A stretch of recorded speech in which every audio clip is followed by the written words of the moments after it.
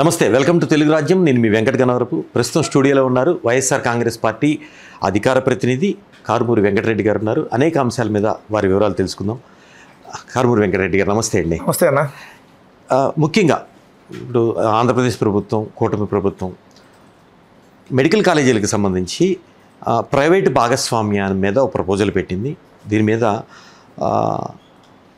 గతానికి ఇప్పటికీ మార్పులు ఉంటాయి. వైఎస్ఆర్ కాంగ్రెస్ పార్టీ వ్యతిరేకిస్తుంది. మీరు ముఖ్యంగా వ్యతిరేకించడానికి కారణం ఏంటి? ఎందుకంటే పబ్లిక్ ప్రైవేట్ పార్ట్నర్షిప్ మీద డెవలప్మెంట్ కోణాలు జరుగుతున్నాయనేది అనేక విషయాల్లో నిరూపితమైంది. దానికి మీరు ఎందుకు వ్యతిరేకిస్తున్నారు? సార్, ఇప్పుడు ప్రైవేటు వ్యక్తుల చేతికి అసలు ఎందుకు ఇవ్వాలి? Point number 1. బేసిక్గా మనం ఏదైనా ప్రభుత్వం ఒకటి చేస్తున్నప్పుడు అది ప్రభుత్వానికి లాభం రావాలి. యాజ్ యూజువల్ ప్రజలకు కూడా లాభం జరగాలి, కానీ ప్రజలకు ఎక్కడ నష్టం జరగకూడదు. ఇక్కడ ప్రధానంగా మీరు చూస్తే మెడికల్ కాలేజీలో అంశం MCA అని ఒకటి ఉంటుంది, మెడికల్ కౌన్సిల్ ఆఫ్ ఇండియా. అన్ని రాష్ట్రాలు వెళ్ళి నిజంగా కూడా బతివులు ఆడుకుంటాయి. అక్కడికి వెళ్ళి మాకు మెడికల్ కాలేజీలు ఇవ్వండి అని చెప్పి MCA దగ్గరికి వెళ్ళి బతివులు ఆడుకుంటాయి ప్రతి రాష్ట్రం. అయ్యా మా కాలేజీలకు పర్మిషన్ ఇవ్వండి అని చెప్పి. సో అలాంటి బతివులు ఆడుకునేటటువంటి పరిస్థితుల్లో అన్ని రాష్ట్రాలు ఉంటే జగన్మోహన్ రెడ్డి గారు అన్నట్టు ఒక మంచి ముఖ్యమంత్రి ఒక 17 మెడికల్ కాలేజీలని, అది కూడా with in span of 3 years, ఎందుకంటే 2 ఏళ్ళు కోవిడ్. ఆ 17 మెడికల్ కాలేజీలని కేవలం 3 సంవత్సరాలు ఆయన తీసుకురాగలిగితే దాంట్లో 5 కాలేజీలకు ఆల్రెడీ అడ్మిషన్లు జరిగినాయి, రన్ అవుతూ ఉన్నాయి. ఇంకోటి పాడేరు మెడికల్ కాలేజ్ కూడా ఒక 50 సీట్లతో రన్ అవుతూ ఉంది. ఇంకోటి ఏమో కేంద్రం సంబంధించినటువంటి దాంట్లో పిడుగురాల మెడికల్ కాలేజ్ ఉంది. సో మిగిలిన 10 మెడికల్ కాలేజీని ఇప్పుడు ప్రైవేటు పరం చేస్తామంటున్నారు. అది కూడా ఎలా? Medical college, hospital.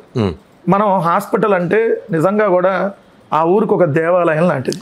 100%. నిజంగా ఒక చిన్న క్లినిక్ ఉంటేనే ఆ ఊరిలో మనం మనకి ఎటు ఆ క్లినిక్ మన ఇంటి దగ్గరలోనే మన ఊర్లోనే ఉంది, వాకబుల్ డిస్టెన్స్, లేదంటే 5 నిమిషాల్లో మన ఊర్లో వెళ్తే మనకు వచ్చిందని చెప్పి మనకు ఒక భరోసా. అలాంటిది ప్రభుత్వ మెడికల్ కాలేజీ, ప్రభుత్వ హాస్పిటల్ అని అంటే పెద్ద ఆసుపత్రి అంటాం. ప్రభుత్వ ఆసుపత్రి, ధర్మాసుపత్రి, కొన్ని చోట్ల పెద్ద ఆసుపత్రి. ఏదైనా జబ్బు చేస్తే పెద్ద ఆసుపత్రికి వెళ్తే మనకు నయం అయిపోయింది, మనకు అక్కడైతే డబ్బులు లేకుండా పని అయిపోయింది అనేది ప్రజల్లో ఉంటుంది. అలాంటి పెద్ద ఆసుపత్రులు జిల్లాకు వచ్చి ఒకటి ఉండాలని చెప్పి జగన్మోహన్ రెడ్డి గారు నిర్ణయం తీసుకొని ఆ కాలేజీలన్నింటి నిర్మాణాలు పూర్తి చేస్తూ ఉంటే ఇప్పుడు తీసుకెళ్ళి ప్రైవేటు వాళ్ళకి, అది కూడా మాకున్న సమాచారం ప్రకారం ఎకరం కేవలం 100 రూపాయలకి. అంటే ఒక్కొక్క మెడికల్ కాలేజ్ 50 ఎకరాల పైన ఉంటుంది. అంటే ఒక మెడికల్ కాలేజీని 5,000కి సంవత్సరానికి 66 ఏళ్ళ పాటు ఇచ్చేస్తామంటే ఇది ప్రభుత్వానికి ఆదాయం వచ్చే అంశం 5,000తో. మరి పేదలకి నష్టం జరిగే అంశం రెండూ ఉన్నాయి కదా ఇక్కడ. ప్రభుత్వానికి ఎగ్జిక్యూషన్లో కావచ్చు, క్వాలిటీ ఆఫ్ ద ఎడ్యుకేషన్ స్టాండర్డ్స్లో కావచ్చు, PPP పద్ధతిలో వెళితే క్వాలిటీ ఆఫ్ ద డాక్టర్స్ వస్తారనేది ప్రభుత్వ వాదన. ఎవరు చెప్పారండి? ఆంధ్ర యూనివర్సిటీ 1923 మనకు స్వాతంత్రం రాకముందు నుంచి ఉంది. ఇప్పుడు 102 సంవత్సరాల మెడికల్ కాలేజ్ పెట్టి అక్కడి నుంచి వచ్చిన చదువుకొని వచ్చినటువంటి స్టూడెంట్స్ డాక్టర్లు అయ్యి దేశ విదేశాల్లో ఉన్నారు కదా. సో మరి క్వాలిటీ రాకుండా ఎట్లా ఉంటుంది? ఇక్కడ ఉస్మానియా మెడికల్ కాలేజీ, లేదా అందుకే ఆంధ్రాలో చూసుకున్న Kurnool medical college, Guntur medical college, ఇవన్నీ ఎప్పుడు స్వాతంత్రం రాకముందు నుంచి ఉన్నటువంటి హాస్పిటల్ కాలేజీలు ఉన్నాయి. సో వీటన్నిటిలో క్వాలిటీ లేదంటే ఎట్లా? ప్రైవేట్కి వెళ్తే క్వాలిటీ ఉండిద్దని అంటే ప్రభుత్వం దగ్గర క్వాలిటీ లేదంటే ఎంతకంటే చేతకంతనం, దిక్కుమాలతనం చెప్పుకోవడానికి సిగ్గన్నా ఉండాలి. ఎందుకంటే ఒక ప్రభుత్వం అడుగుతా ప్రభుత్వం చేతిలో క్వాలిటీ ఉండదు, ప్రైవేట్ వ్యక్తుల చేతిలో క్వాలిటీ వచ్చిందని చెబితే ఇంకెందుకు వాళ్ళకి ముఖ్యమంత్రి పదవులు? రాజీనామా చేసేయండి, ఎవరో ఒకరు వేరే ఎన్నుకుంటారు. లేదా చంద్రబాబు నాయుడు గారు నేను గవర్నమెంట్ తరపున ముఖ్యమంత్రిని, గవర్నమెంట్ తరపున అయితే ఉండదు, ప్రైవేట్ పెట్టాలనే ఏమన్నా సపరేట్ ఏమన్నా తీసుకుని వస్తారా? ఇదంతా దోపిడీకి సంబంధించి టెమాసెక్ హోల్డింగ్స్ అనేటటువంటి ఒక సింగపూర్ కంపెనీకి దీన్ని దోచిపెట్టాలనేటటువంటి ప్రయత్నం జరుగుతూ ఉంది. ఆ టెమాసెక్ హోల్డింగ్స్ అనే సింగపూర్ కంపెనీ అంతకుముందు అమరావతిలో స్టార్టప్ ఏరియా కడతామని చెప్పి కన్సార్టియంలో ఒక పార్ట్, అంటే ఒక ప్రైవేట్ కంపెనీ ఎకరం 100 రూపాయలకి ఏందండి, 99 రూపాయలకి చీపులు ఎకరం అమ్ముతున్నట్టుగా ఎకరం మెడికల్ కాలేజీని 100 రూపాయలకి ఇచ్చేస్తాం ఎకరం అని అంటే ప్రభుత్వానికి లాభం వచ్చే కార్యక్రమం అనుకోండి. నిజంగా ఎస్, అట్లానే పేద ప్రజలకు కూడా నష్టం జరగదు. ఇదిగోండి పేద ప్రజలకు సీట్లు అలానే ఉంటాయి. అదేమంటే సీట్ల విషయంలో ఖచ్చితంగా గవర్నమెంట్కి ఇవ్వాల్సిన కోట గవర్నమెంట్కి ఉంటుంది, వాళ్ళ కోట వాళ్ళకు ఉంటుందని చెప్తున్న పరిస్థితి కదా. ఎట్లా ఉంటుంది? సెల్ఫ్ ఫైనాన్స్ సీట్లు ఉంటాయి. సెల్ఫ్ ఫైనాన్స్ సీట్లో జగన్మోహన్ రెడ్డి గారు అన్నప్పుడు సెల్ఫ్ ఫైనాన్స్ సీట్లు తీసుకుని వస్తే ఆదాయం ఎవరికి వచ్చేది? ప్రభుత్వానికి వచ్చేది. ఇప్పుడు PPP అంటే పూర్తిగా ప్రైవేట్ వాళ్ళకి ఇచ్చేయడం. ప్రైవేట్ వాళ్ళకి ఇస్తే ప్రభుత్వానికి ఏముంటుంది? నిర్దేశిత అలికేషన్ కనుక ఉంటే, అలికేషన్ కనుక ఇప్పుడు అంటే PPP అసలు ఎందుకు ఇవ్వాలంటున్నానండి? ఫస్ట్ పాయింట్, అసలు ఈ డిస్కషన్ వద్దు. ఎందుకు ఇవ్వాలి? ప్రభుత్వం ఒక మెడికల్ కాలేజీని రన్ చేయలేదా? ప్రభుత్వం ఆధ్వర్యంలో ఒక మెడికల్ కాలేజ్ రన్ చేయలేనటువంటి దిక్కుమాల స్థితిలో ఉంటే మీరు ఇంకెందుకు ముఖ్యమంత్రిగా? అంత మీరు చెప్తున్న పారదర్శకత ప్రభుత్వ నడిపించే టెంపరీ ఎగ్జిక్యూటివ్స్ అంటే పొలిటీషియన్స్ 5 ఏళ్ళు ఉండిపోయేవాళ్ళు వాళ్ళు కానీ పర్మనెంట్ ఎగ్జిక్యూటివ్స్ అధికారులు కానీ అంత నిబద్ధత పారదర్శకత ఉన్నాయంటారా? లేకపోతే ఇన్నాళ్ళ నుంచి ఆ మెడికల్ కాలేజీలు ఎలా రన్ అయింది సార్? గుంటూరు ప్రభుత్వ మెడికల్ కాలేజ్ కానీ, విజయవాడ మెడికల్ కాలేజీ కానీ, రాజశేఖర రెడ్డి గారు ఉన్నప్పుడు 3 వచ్చినాయి. కడప రిమ్స్, అలానే ఒంగోలులో రిమ్స్ రాజీవ్ గాంధీ, అయితే ఇంకోటి శ్రీకాకుళంలో రిమ్స్ అనుకుంటా. సో 3 రాజశేఖర రెడ్డి గారి టర్మ్లో వచ్చినాయి.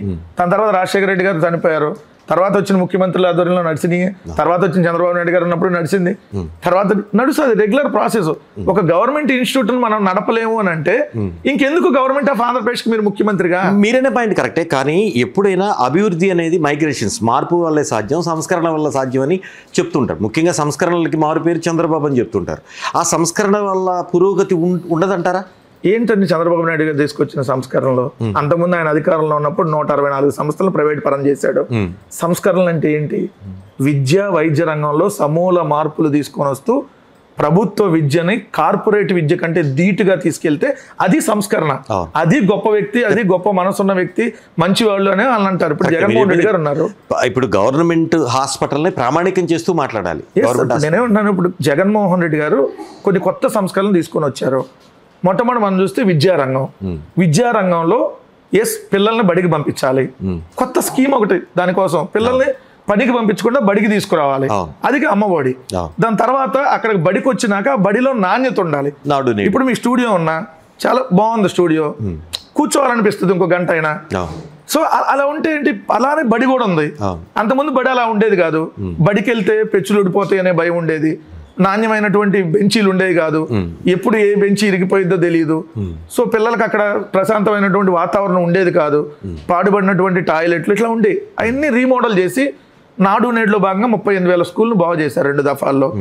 అది సంస్కరణలు. అలా తీసుకొని వచ్చిన తర్వాత ఏం చేశారు, అలానే అక్కడ ఉన్నటువంటి విద్యార్థులకు సంబంధించి అప్గ్రేడ్ కావాలి ఉన్నటువంటి డిజిటల్ టెక్నాలజీలోకి. అప్పుడు ఏం చేయాలి, 8, 9, 10 తరగతి విద్యార్థులకు ట్యాబ్లు అందించాలి. తర్వాత అప్గ్రేడ్ సిలబస్ సిబిఎస్ఈకి వెళ్ళాలి, ఎందుకంటే సిబిఎస్ఈ ప్రైవేట్ స్కూల్లోనే ఉండేవి. అంటే 8వ తరగతి విద్యార్థులకు ట్యాబులు, సిబిఎస్ఈ విద్య, ఇంగ్లీష్ మీడియం, టోఫెల్ శిక్షణ చిన్నప్పటి. ఇది సంస్కరణలు. ఐక్యరాజ్య సమితి దాకా వెళ్ళారు జగన్మోహన్ రెడ్డి గారు ఉన్నప్పుడు పిల్లలు. ఇది కదా ముఖ్యమంత్రి చేయాల్సింది. ఇప్పుడు నేను చేత కాదు, నారాయణ కాలేజీలో ఉంటుంది పోండి అక్కడికి, లేదా చైతన్య కాలేజీలో ఉంటుంది పోండి అంటే ఇది ఎట్లా ముఖ్యమంత్రి అవుతాడు? 2 వైద్యం మేజర్గా ప్రజలకు అవసరం ఏంటి, విద్య వైద్యం. ఈ రెండింటిని మీరు ప్రైవేట్ పరం చేస్తామంటే, ఇప్పుడు ఆరోగ్యశ్రీ ఉంది సార్, మనకు భరోసా ఏంటి? ఆరోగ్యశ్రీ అంటే అరే మనం government hospital, private hospital, Aarogyasri ఉన్న హాస్పిటల్కి వెళ్తే మనకు ట్రీట్మెంట్ గవర్నమెంట్ ద్వారా అందిద్ది, 100% హెల్త్ సెక్యూరిటీ. ఇప్పుడు రాజశేఖర రెడ్డి గారు తీసుకుని వచ్చారు అదే ఆరోగ్యశ్రీ. జగన్మోహన్ రెడ్డి గారు దాన్ని 4 అడుగులు ముందుకేసి 25 లక్షల రూపాయల లోపు ఎవరైనా వైద్యం చేయించుకోవాలని అనుకుంటే కేవలం 1000 రూపాయలు కడితే చాలు. హలో, తెలుగు రాజ్యం ఛానల్ చూస్తున్నారా? సామాజిక రాజకీయ జీవన చిత్రణే తెలుగు రాజ్యం. అతిశయోక్తులు అసత్యాలు ఉండవు. రాజకీయ కోణం కాదు, ప్రజా కోణమే కొలబద్ద. తెలుగు రాజ్యం వీక్షణ మీ ఉత్తమ అభిరుచికి నిదర్శనం.